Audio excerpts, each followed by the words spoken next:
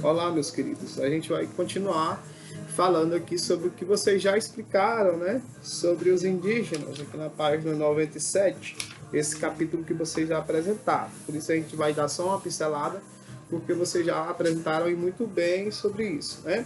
As terras de Ibirapitanga, as terras brasilienses, terras brasileiras.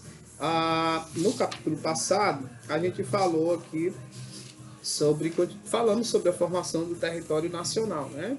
Como é que o território ele se formou, né? Saiu de lá do Tratado de Tordesilhas, aquele pequeno território no litoral, né? Até esses mais de 8,5 milhões de quilômetros quadrados, né? 8,5 milhões de quilômetros quadrados que a gente possui atualmente, né? Entre esses vários tratados, vários acordos e guerras que houveram, para que o Brasil pudesse crescer, ser desse tamanho que é hoje, né? E agora envolvendo em várias polêmicas por causa dos bandeirantes, né? Aí querendo tirar as estátuas dos bandeirantes, destruir a história, mas a história está aqui, ninguém consegue destruí-la, né? Ok, agora a gente vai continuar falando sobre, já que a gente já falou sobre a formação do território brasileiro, vamos falar sobre o povoamento desse território. Todo mundo já sabe que antes dos colonizadores chegarem aqui, antes do Pedro Álvares Cabral chegar aqui, 1500 anos atrás, a gente sabe que a, a, o Brasil ele era habitado, né, por vários povos nativos. Esses povos nativos foram chamados erroneamente de índios, porque o objetivo dos colonizadores era chegar ao que eles chamavam de Índias, né, o continente asiático. Mas esses povos aqui, eles tinham mais de 1.300 povos diferentes. Então chamá-los todos de índios é um crime histórico, tá? Não são índios, eles são brasileiros, né? São nativos, né? Moradores dessa terra. Ok. Então, a, as teorias elas mostram que esse ser humano, né, esses nativos, eles chegaram aqui há mais de 11 mil anos atrás. Né? O ser humano mais antigo encontrado no Brasil foi a Luzia, né? Um fóssil dela foi encontrado aqui, e esse fóssil foi estudado pelos paleontólogos, que são os historiadores que estudam precisamente os fósseis, né, que são encontrados. E esses paleontólogos, através do estudo do carbono 14, que é o estudo que se leva para o laboratório, estudo fóssil para datar, saber a idade dele, datam esse fóssil de 11 mil, cerca de 11.500 anos, né? 11 mil anos, sim, mais de 11 mil anos, esse fóssil teria vivido aqui, teria chegado aqui. Ok. Existem três hipóteses, todo mundo sabe que hipótese é algo que a gente fala, mas que é uma suposição, não tem como provar precisamente. Mas existem três hipóteses do provável povoamento da América, de como esses habitantes, primeiros habitantes, esses nativos, chegaram aqui. A primeira hipótese é a hipótese malaio-polinésia, que teriam vindo, ó, tá bem aqui na página 98. Os primeiros habitantes teriam vindo de barcos, né? Lá das ilhas lá da Malásia e da Polinésia, tá? Que é lá na Oceania, Oceania e Ásia. Essa hipótese é a mais aceita porque a Luzia, o fóssil mais antigo encontrado no Brasil, na América, ele tem traços desses povos que vivem lá nas ilhas, né, nas ilhas oceânicas. Então, essa é a hipótese mais aceita. Tem outra hipótese, que é a hipótese das glaciações, ou do Estreito de Bering. Eu já mostrei para vocês em sala. Esse Estreito de Bering fica lá próximo, lá na Sibéria, lá na zona entre Rússia e Estados Unidos. Então, teria vindo lá a pé, né, nesse processo de milhões de anos, teria vindo até povoar a América. Tá? E há a teoria autóctone, que seria esses homens teriam surgido aqui mesmo, né? Auto quer dizer próprio, né? De si próprio. Então, essa teoria autóctone defende a ideia de que o ser humano nativo nasceu aqui mesmo, surgiu, evoluiu aqui mesmo, né? E não teria vindo de outras terras, né? Essa teoria, para alguns, surge como a mais absurda, mas tudo bem. Então, continua com a mais aceita, a teoria malaio-polinésia, né? Por causa da Luzia, que foi encontrada em Lagoa Santa, uma cidade do estado de Minas Gerais.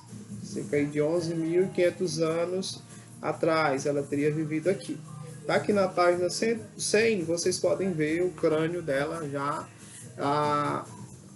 computadorizado, né? Foi computadorizado, ela teria essa aparência aí se estivesse viva hoje.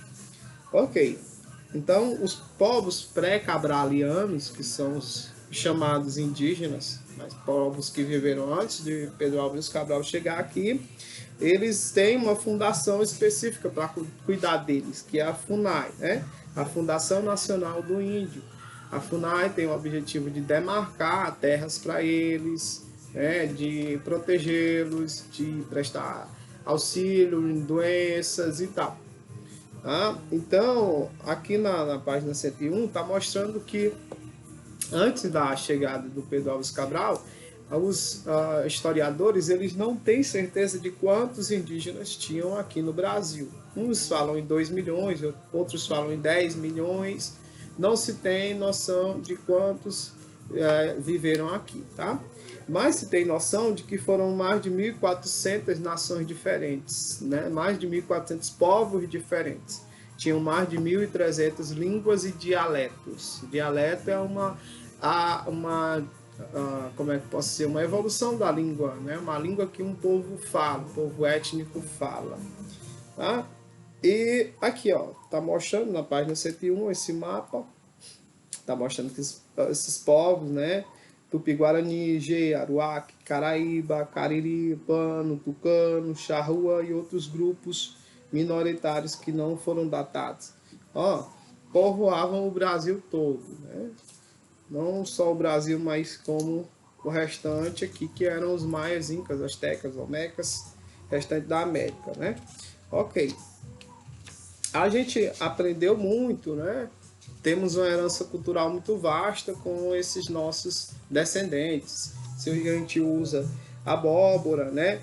Se a gente usa a batata doce, a mandioca, o milho, o feijão, se a gente caça, pesca, a gente aprendeu com eles, né?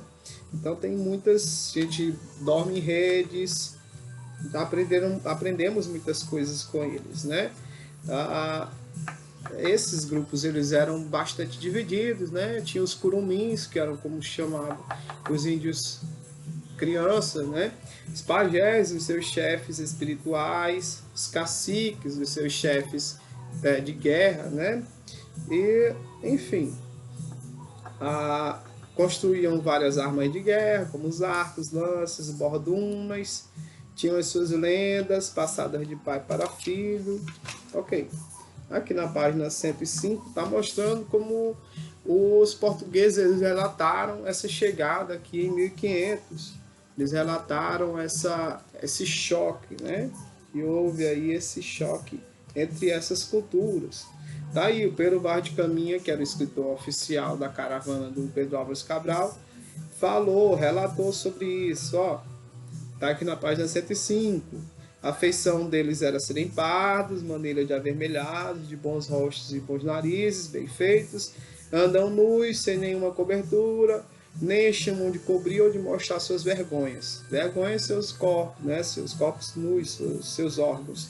E nisso tem tanta inocência como em mostrar o rosto. Ambos traziam os beiços de forma furados e metidos neles seus ossos brancos e verdadeiros de comprimento de uma mão travessa. Então ele fala sobre esse choque entre eles, porque os indígenas, né, os nativos, eles nunca tinham visto pessoas tão brancas, tão vermelhas, aliás, tão brancas, né? Eles eram bem brancos. Os europeus bem brancos, porque vinham da Europa, o clima predominantemente frio, então foi um choque entre eles, né? E eles nunca tinham visto pessoas nuas, sem ter vergonha nenhuma que estava nu, né? Como o Pero Vaz de Caminha aqui relata. né, que tinham esses costumes de colocar brincos nos narizes, brincos mesmo de ossos verdadeiros e tal. Então foi um choque muito grande para eles. Tá? E já diz o poeta, eles chegaram num dia de chuva, né? Se fosse um dia de sol, o índio teria vestido o português. Quer dizer, os portugueses dominaram, escravizaram esses indígenas, porque os indígenas eles eram muito filoxenos, né? Muito amigos dos estrangeiros. Se deram fizeram fazer amizade, né? Se aproximar deles e foram escravizados. Felizmente ou infelizmente, nunca saberemos disso, porque felizmente porque hoje a gente tem essa miscigenação, né? Essa mistura entre portugueses, entre índios, entre negros, enfim, a gente é essa mistura, pessoal. Aceitem a história, não vamos ficar revogando o que já passou, né? O que já passou a gente conta como foi, como aconteceu, a gente relata e não tem o que se mudar, né? Porque a prova que não tem o que se mudar somos nós hoje, né?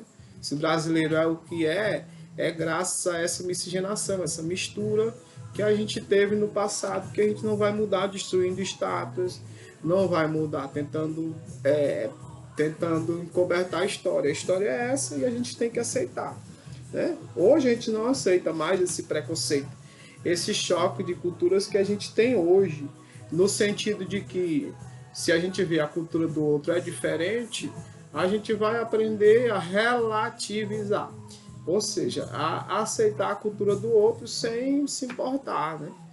O outro é diferente, então deixa ele ser diferente.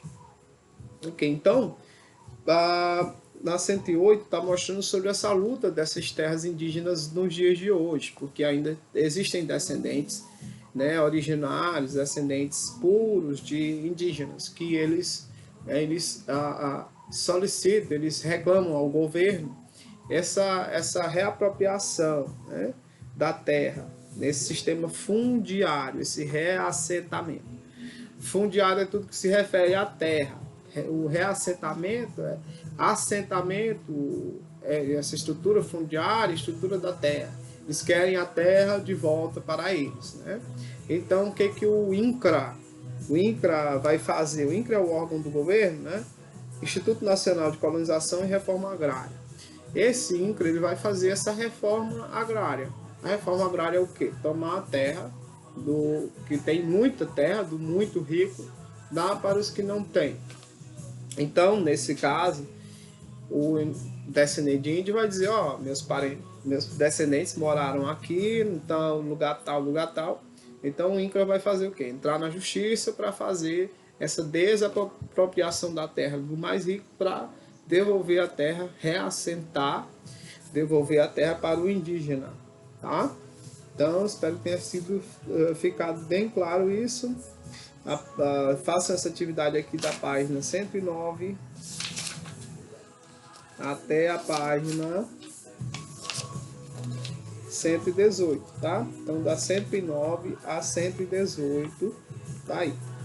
Tudo de bom.